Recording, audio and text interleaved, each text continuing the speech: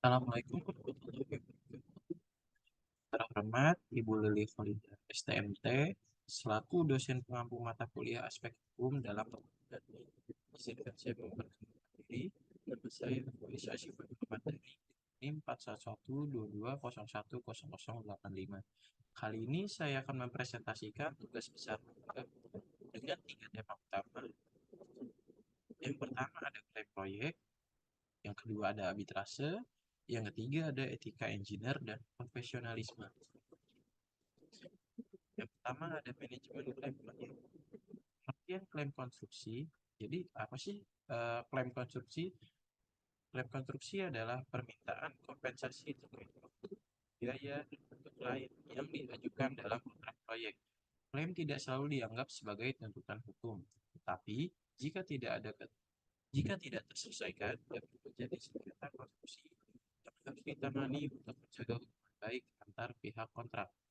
Jadi secara singkat tuh klaim adalah permintaan kompensasi dalam proyek. Nah, kalau klaim ini tidak terselesaikan, maka akan berubah menjadi sengketa. Definisi perselisihan dan sengketa konstruksi. Perselisihan adalah konflik yang biasanya dapat diselesaikan melalui bantuan pihak ketiga seperti mediator. Sengketa konstruksi adalah perselisihan dalam pelaksanaan kontrak konstruksi. Penyelesaiannya dapat dilakukan melalui arbitrase atau alternatif jalur sengketa sesuai UU Nomor 30 Tahun 1999. Selanjutnya ada faktor penyebab sengketa konstruksi. Faktor yang membedakan kontrak konstruksi. Yang pertama ada durasi proyek relatif lama, lalu ada kompleks, lalu ada serta ukuran dan fakta bahwa harga yang disepakati dan jumlah pekerjaan yang dilakukan dapat berubah sewaktu selama pelaksanaan kontrak konstruksi.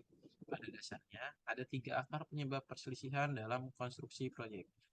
Yang pertama, adanya faktor ketidakpastian dalam setiap konstruksi. Yang kedua, masalah terkait dengan kontrak konstruksi. Yang ketiga, ada perilaku oportunistik para pihak yang terlibat dalam proyek konstruksi. Selanjutnya, ada pendekatan penyelesaian sengketa. Terdapat 5 pendekatan penyelesaian sengketa. Yang pertama ada pemaksaan, yang kedua ada smoothing, yang ketiga ada penarikan, yang keempat ada kompromi, dan yang terakhir ada pemecahan masalah. Pendekatan ini bertujuan untuk menyelesaikan konflik dengan adil tanpa merusak hubungan antara pihak yang terlibat. Nah, ada yang menanyakan terkait pemaksaan, smoothing, penarikan, kompromi, dan pemecahan masalah. Jadi pemaksaan itu adalah fokus pada sudut pandang sepihak. Smoothing adalah tekankan kesetaraan.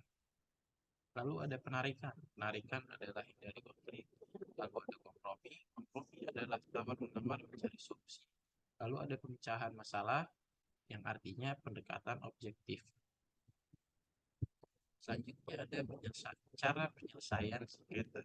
Penyelesaian sengketa dapat dilakukan melalui pengadilan, arbitrase, atau jalur alternatif seperti mediasi, negosiasi, dan konsiliasi. Jalur alternatif lebih cepat dan murah dibandingkan pengadilan, tapi semua opsi harus dicantumkan dalam kontrak. Penyelesaian selanjutnya ada penyelesaian sengketa melalui pengadilan. Penyelesaian sengketa melalui pengadilan merupakan prosedur sesuai KUH PER dan KUHP. Namun, cara ini sering dianggap kurang efisien karena membutuhkan waktu yang lama untuk mencapai keputusan. Selanjutnya ada penyelesaian sengketa melalui pengadilan dan arbitrase. Penyelesaian sengketa melalui pengadilan mengikuti prosedur KUH PER dan KUHP. Namun, prosesnya seringkali lambat dan kurang efisien. Sebagai alternatif, arbitrase adalah metode yang lebih efisien dan mengikat secara hukum yang harus dicantumkan dalam kontrak. Arbitrase juga dapat memberikan pendapat hukum yang mengikat bagi kedua belah pihak. Selanjutnya, ada alternatif penyelesaian sengketa, yaitu ada 3, mediasi, negosiasi, dan konsiliasi. Alternatif penyelesaian sengketa seperti mediasi, negosiasi, dan konsiliasi lebih murah dan lebih murah cepat, dan tertutup dibandingkan pengadilan. Mediasi melibatkan mediator yang membantu pihak-pihak menemukan solusi tanpa membuat keputusan akhir. Negosiasi dilakukan langsung antar pihak tanpa mediator. Sementara konsiliasi melibatkan konsiliator yang memberikan rekomendasi atau laporan yang mengikat. Kemudian kita akan mengenal arbitrase, arbiter atau arbitrator. Pengantar arbitrase.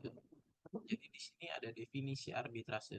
Arbitrase adalah metode penyelesaian sengketa hukum secara damai di luar pengadilan, di mana keputusan yang dihasilkan bersifat final dan mengikat semua pihak yang terlibat. Arbitrase sering digunakan untuk penyelesaian sengketa komersial. Lalu ada prasyarat arbitrase. Para pihak yang bersengketa harus memiliki perjanjian tulis atau arbitration clause atau agreement yang menetapkan hukum dan tata cara penyelesaian sengketa melalui arbitrase. Kemudian ada tujuan utama arbitrase, yaitu memberikan alternatif selain pengadilan yang lebih fleksibel, cepat, dan bersifat rahasia. Selanjutnya ada sumber hukum arbitrase di Indonesia. Yang pertama ada Undang-Undang Nomor 30 Tahun 1999, yaitu undang-undang utama yang mengatur arbitrase dan alternatif penyelesaian sengketa. Lalu ada pasal 337 HIR, memberikan dasar hukum bagi penggunaan arbitrase untuk menyelesaikan sengketa di luar pengadilan. Kemudian ada Undang-Undang Nomor 5 Tahun 1968, yaitu ratifikasi konvensi internasional tentang penyelesaian sengketa investasi yang mendukung penanaman modal asing di Indonesia. Lalu ada Kepres Nomor 34 Tahun 1981, yaitu mengadopsi konvensi New York tahun 1988 yang memberikan pengakuan dan eksekusi putusan arbitrase asing di Indonesia. Lalu ada prinsip asas resiprositas, yaitu putusan arbitrase asing diakui di Indonesia jika negara asal juga mengakui putusan arbitrase Indonesia. Selanjutnya ada keunggulan dan alasan memilih arbitrase. Yang pertama, pemilihan arbiter. Para pihak dapat memilih arbiter yang memiliki integritas, keahlian, dan profesionalisme di bidang terkait. Selanjutnya ada proses cepat dan efisien. Penyelesaian sengketa melalui arbitrase memakan singkat dibandingkan pengadilan, dengan prosedur yang lebih sederhana dan tidak formal. Kemudian ada hemat biaya.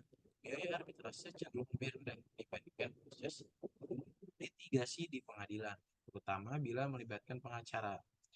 Kemudian ada kerahasiaan. Proses arbitrase bersifat konfidensial, sehingga mencegah publisitas yang tidak diinginkan. Kemudian ada keputusan final. Putusan arbitrase bersifat final dan tidak dapat diajukan banding, memberikan kepastian hukum bagi para pihak.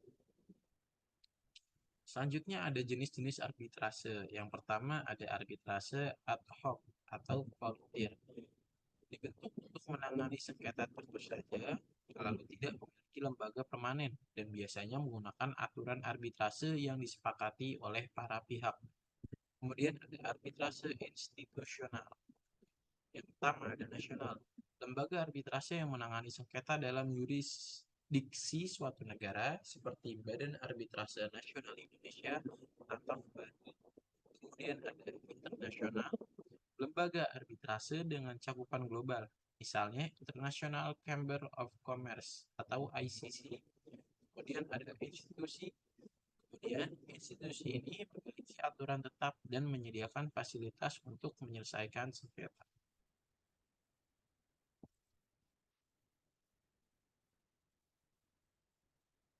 Kemudian ada pengertian etika, profesi, dan profesionalisme.